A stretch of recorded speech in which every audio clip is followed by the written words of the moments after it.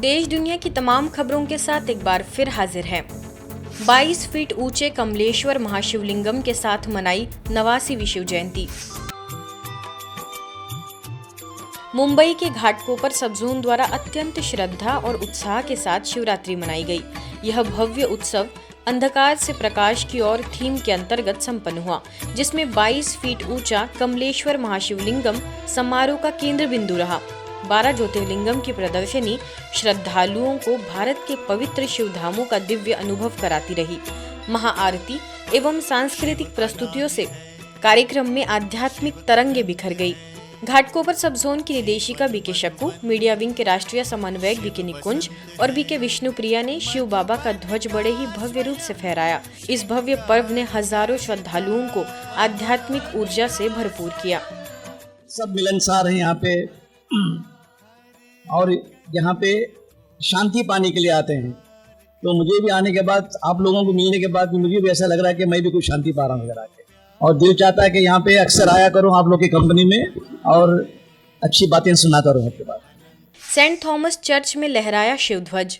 Meera road स्थित पूनम सागर में BK Ranjan के निर्देशन में महाशिवरात्रि के उपलक्ष्य में 12 ज्योतिर्लिंगम का दर्शन, माइंड स्पा एवं 7 डेज कोर्स प्रोजेक्टर के माध्यम से सभी को कराया गया। मीरा रोड के पॉलिटिशियंस, डॉक्टर्स, इंडस्ट्रीज के जाने माने कलाकार सभी मौजूद रहे।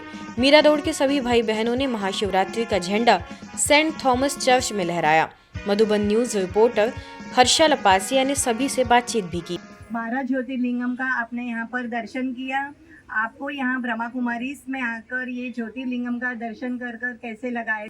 श्री ब्रह्मा कुमारी द्वारा स्थापन किया गया है, वो बिल्कुल तारीफ के काबिल है। मैं हमेशा से देखती हूँ कि ब्रह्मा कुमारी के सभी भाई बहन जो है वो ऐसे कार्यक्रमों से सनातन संस्कृति का बहुत अच्छा प्रचार प्रसार करते हैं। लोगों के दिलों में धर्म के प्रति सबसे बड़ा सत्य ये है कि वो परमानेंट होना चाहिए सुकून। आप कहीं पर भी हों, किसी भी नेगेटिव वाइब्रेशन में हों, लेकिन सुकून आपके अंदर होना चाहिए।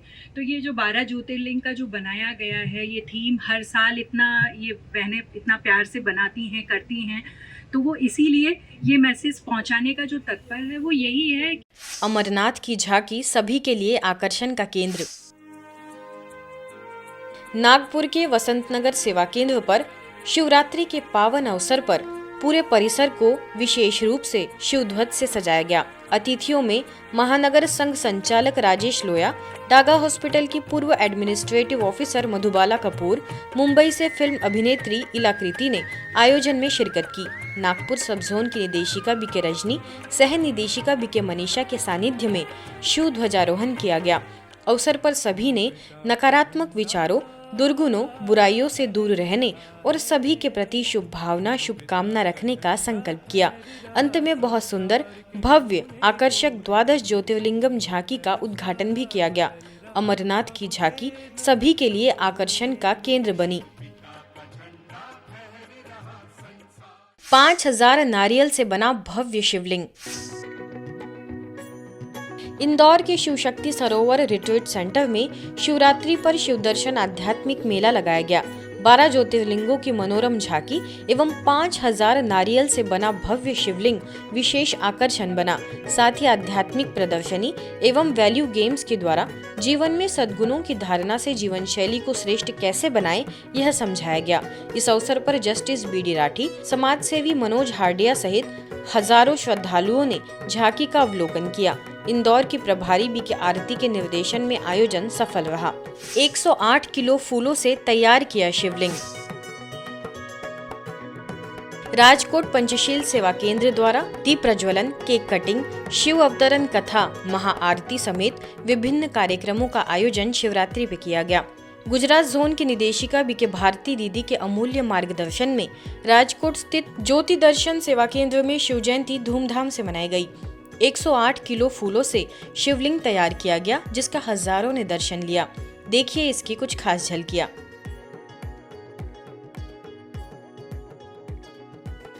परमात्माની परम शक्ति अर्थात परमात्मा शिव ज्योतिर्बिंदु निराकार આ વિશ્વ ધરા ઉપર એમનું અવતરણ થાય છે। કથાની શરૂઆત ત્યાંથી થાય છે. दिल्ली के राजौरी गार्डन सेवा केंद्र पर शिव जयंती का कार्यक्रम सब जोन प्रभारी बीके शक्ति के सानिध्य में संपन्न हुआ. छोटे बच्चों ने कल्चरल परफॉर्मेंसेस दी, साथ ही सुंदर नृत्य नाटिका भी प्रस्तुत की. केक कटिंग और झंडारोहण के द्वारा बहुत धूमधाम से शिव जयंती का त्योहार मनाया गया. इस अवसर पर राजौरी गार्डन क्षेत्र में आध्यात्मिक रैली का आयोजन भी किया गया. बिहार के हाजीपुर सेवा केंद्र द्वारा 89वीं त्रिमूर्ति शिव जयंती के उपलक्ष्य में जन जन को परमात्म संदेश देने हेतु सेवा केंद्र से झांकी निकाली गई, जिसमें शिव और शंकर में अंतर, गणेश, पार्वती और नवयुग के लक्ष्मी नारायण की चैतन्य प्रतिरूप को बनाकर शिव संदेश और कैलेंडर बांटकर लोगों को परमात्म संदेश दिया गया. इसका शुभारंभ विधायक अवधेश सिंह एवं पार्षद अजय सिंह, बीके सुशील, बीके पिंकी, बीकी किशोरी समेत अन्य सदस्यों ने किया. परमात्म झंडा फहराकर लोगों से प्रतिज्ञा भी कराई गई.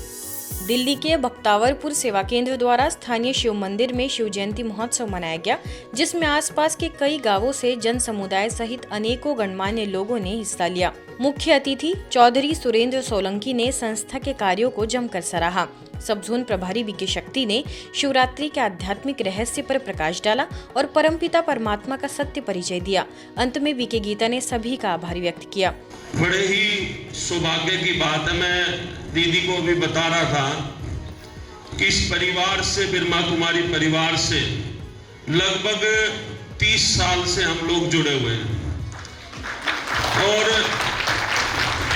समय समय पे हर कार्यक्रम में जाने को अवसर मिलता है, चाहे द्वारका हो, चाहे दिल्ली के और किसी इलाके की बात हो, चाहे हरियाणा की बात हो.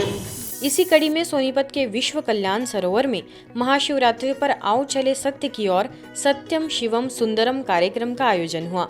ओआरसी से बीके आशा ने शिवरात्रि का आध्यात्मिक रहस्य समझाया, तो वहीं महिपालपुर से बीके अनुसुईया ने परमात्मा के कर्तव्य का सभी को बोध कराया.